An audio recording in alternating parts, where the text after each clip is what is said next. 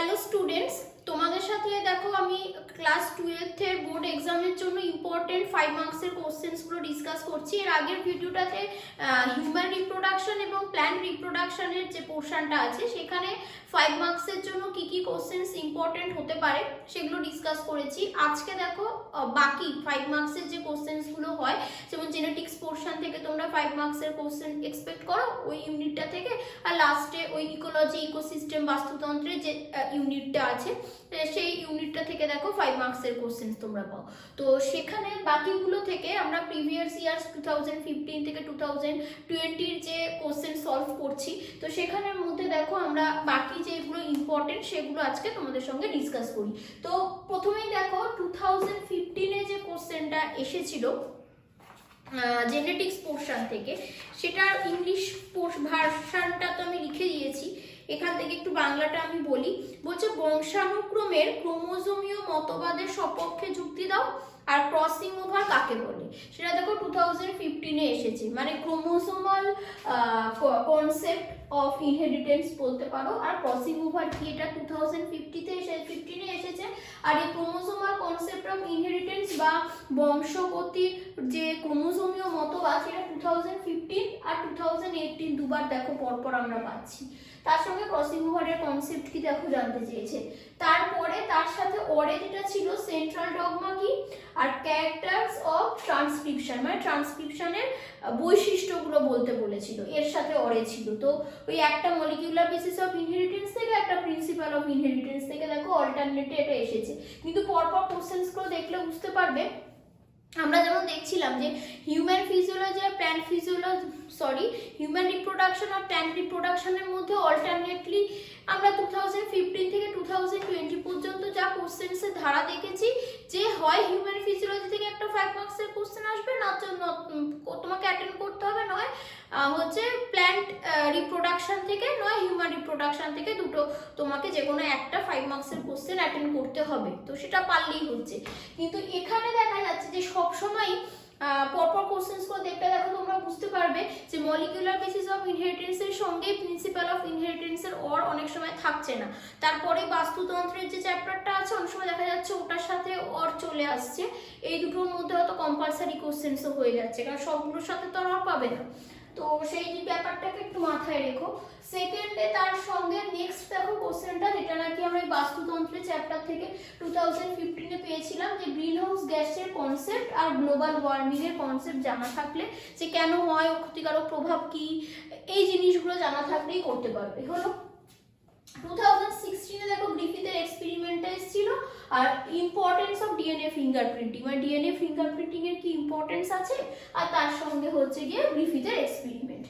আর তারপরে এটার সঙ্গে দেখো কোনো অরে কিন্তু আমরা দেখিনি কোশ্চেন্স, এটাই ছিল।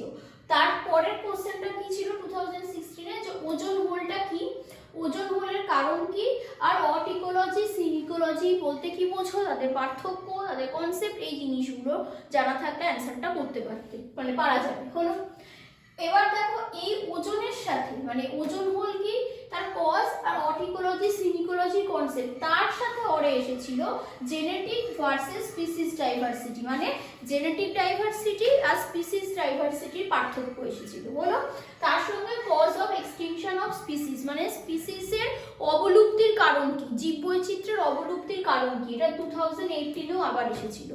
ঠিক আছে, হলো। এরপরে দেখো বলছে যে 2017 এ তুমি পাচ্ছ হচ্ছে যে ক্লাইনফেল্টার সিনড্রোম, টার্নার সিনড্রোম, এই জিনিসগুলো পাওয়া যাচ্ছিল। কেননা 2017 এর একটা কোশ্চেন হচ্ছে ক্যারেক্টারস অফ ট্রান্সক্রিপশন, সেটাই এসেছে।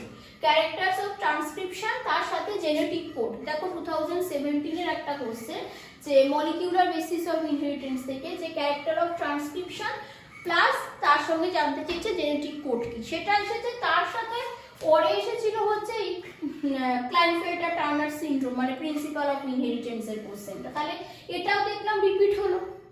দেন তুমি বলতে পারো যে তারপরে 2017 এ পলিউশন, এয়ার পলিউশন থেকে এসেছিল কোশ্চেন, যেটা কি কেন হয়, তার হিউম্যান লাইফে বা আর্থে ওর ব্যাড এফেক্টটা কি হতে পারে, ক্ষতিকর প্রভাবটা কি হতে পারে সেটা। এবার যেরকমই তোমার এখানে তুমি দেখছো যে এয়ার পলিউশন থেকে আমি 2020 কোশ্চেন যদি সেখানে দেখবে ওয়াটার পলিউশনের কোশ্চেন এসেছে। তার মানে একটু এয়ার পলিউশন, ওয়াটার পলিউশন এই জিনিসগুলো দেখো তোমরা ছোট থেকে পড়ছো, তো তাই জন্য খুব বেশি এফোর্ট দিয়ে পড়তে হবে এরকম ব্যাপার না, একটু কনসেপ্টগুলো দেখে যাবে, 5 মার্কসের একটা কোশ্চেন ইজিলি অ্যাটেন্ড করে চলে আসতে পারবে। ওয়াটার পলিউশন, দেন এয়ার পলিউশন, ঠিক আছে, এই থেকে দেখো কোশ্চেন কিন্তু দিচ্ছে, ব্যাপারটা বোঝা গেল। এরপরে 19-এ দেখো বলছে কোশ্চেন ইনকমপ্লিট ডমিনেন্স ভার্সেস কো ডমিনেন্স, মানে সহপ্রকটতা আর অসম্পূর্ণ প্রকটতার পার্থক্য চেয়েছে। আর তার সাথে বলছে সেক্স লিঙ্কড ইনহেরিটেন্স, মানে মানে এক্স লিঙ্কড যে ডিজিজগুলো হয় সে বা বংশানুক্রমিক যে পরিবর্তনের যে ডিজিজগুলো হয় সেটা সম্পর্কে বলতে বলেছে। আর টার্নার সিনড্রোমটা দেখো আবার রিপিট হয়েছে। এবার টার্নার সিনড্রোম, ক্লাইনফেল্টার সিনড্রোমের কোশ্চেন যেরকম আমরা পাচ্ছি, তোমাদের কিন্তু ডাউন সিনড্রোমও দেখে রাখতে হবে, ঠিক আছে, হলো। এবার দেখো আসছে হচ্ছে 2018-এর, আচ্ছা 2019-এর সেরাল স্টেজেস, মানে কি না ওই বাস্তুতান্ত্রিক স্তরগুলো, ঠিক আছে, এবং বাস্তুতান্ত্রিক স্তর জিনিসটা কি জানতে চেয়েছে। তারপরে বলেছে প্ল্যান্টের যে সেরাল স্টেজেসগুলো পরপর বলতে ক্লাইম্যাক্স কমিউনিটিতে পৌঁছালো, সেই স্টেজগুলো তোমাকে ডিসকাস করতে বলেছে ডিটেলসে, যে পরপর স্টেজগুলো কি করে হয়েছে উইথ এক্সাম্পল, মানে প্ল্যান্টের প্রথমে কে এলো, পায়োনিয়ার ফেজ কে হয়েছিল, ক্লাইম্যাক্স কমিউনিটিতে কারা পৌঁছালো, এভাবে এক্সাম্পল দিয়ে স্টেপ বাই স্টেপ তোমাকে বলতে হবে। আর লাস্টে এখানে ওটার সাথে ওরে 2018-এ চলে আসি। 2018-এ দেখো একটা কোশ্চেন সেখানে পাচ্ছই, cause of extinction of species, ওটা 2018-এ এসেছে। দেন আগেই বলে দিয়েছি ক্রোমোসোমাল কনসেপ্ট অফ ইনহেরিটেন্স, ওটাও 2018-এ এসেছে। সেটা ছাড়া যেগুলো এসেছে সেটা দেখো বলছে যে ডিএনএ যখন রেপ্লিকেশন হবে তখন ডিএনএ পলিমারেজ 3, হেলিকেজ, প্রাইমেস, এই এনজাইমগুলোর কি কাজ আছে সেটা। আর পলিজেনিক ইনহেরিটেন্স মানে বহুজিন উত্তরাধিকার, তোমাকে কি ব্যাপারটা বলতে হচ্ছে। আর তারপরে যদি দেখি মানে বাস্তুতন্ত্রের পোর্শনটা, সেখানে গ্লোবাল ওয়ার্মিং এর কজ চেয়েছে, কেন হয়, আর বলছে তার পরে এসেছে দেখো হটস্পটের ক্রাইটেরিয়া, হটস্পট কি কি হলে আমরা সেই এরিয়াটাকে হটস্পট বলবো, তার এক্সাম্পল, এগুলো করে রাখবে, কেন 2020-তেও আমরা দেখবো যে হটস্পটের এক্সাম্পল চেয়েছে এবং হটস্পট কি সেটা তোমাকে জানতে চেয়েছে, 2020 কোশ্চেন্সেও পাবে, তো সেটা করলে। আর স্পিসিস ইন্টারাকশন বলতে কমেন্সালিজম, মিউচুয়ালিজম, অ্যামেনসালিজম, এই যে জিনিসগুলো পড়েছো সেটা থেকে দেখো কনসেপ্ট চেয়েছে। আর 2020-তে আমরা পাচ্ছি ট্রাইজোমি কি সেটা জানতে চেয়েছে, আর ট্রান্সলেশনের প্রসেস চেয়েছে।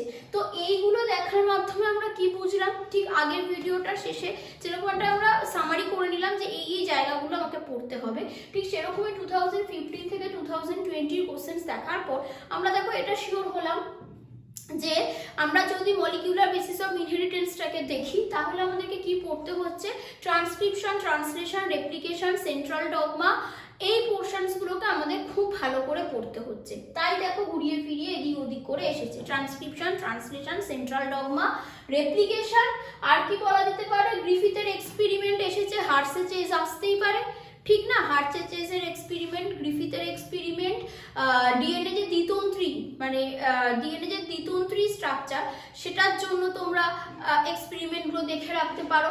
দেন বলতে পারো ধরো সেমি কনজারভেটিভ মডেলের জন্য যে এই যে হার্সেচেজ বা ম্যাকার্থে ম্যাকলিন্টন এই যে এক্সাম মানে এক্সপেরিমেন্টসগুলো আছে সেটা দেখবে। গ্রিফিথটা এসেছে বলা যায় না যে ওই পার্টি এক্সপেরিমেন্টসগুলো আসতে পারে, সেগুলো তো থাকছে।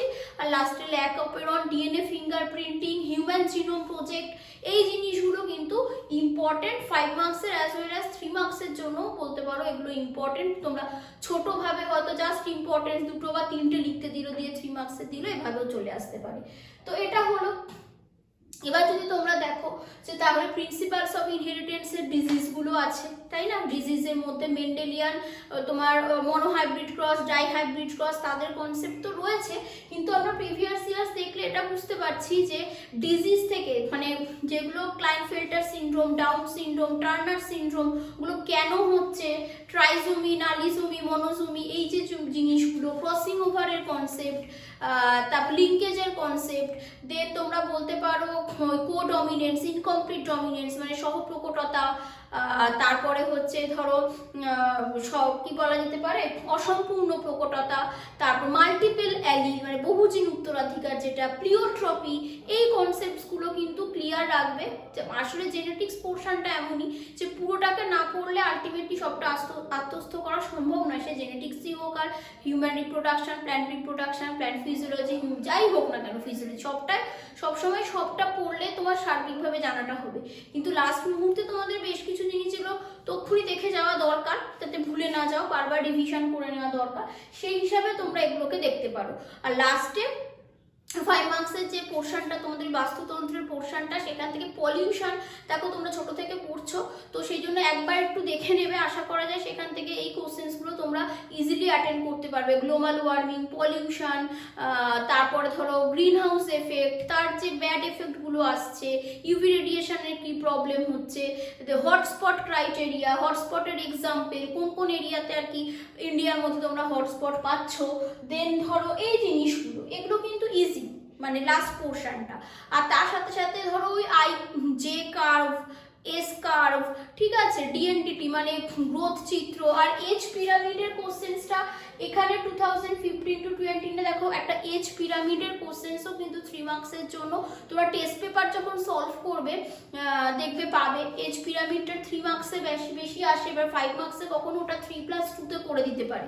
ওই এজ পিরামিডের যে পোর্শনসগুলো আছে বা গ্রাফের যে পোর্শনগুলো, যে সিলেকশন, এস সিগময়েড কার্ভ কোনটা কাদের জন্য সিলেকশন হয়, এই জিনিসগুলো কিন্তু সমান ইম্পর্টেন্ট বলতে পারো।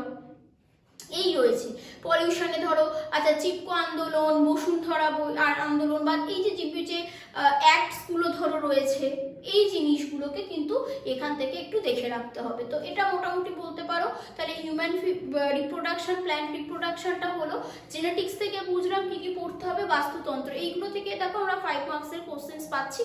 তো এগুলোকে ভালো করে রেডি করো।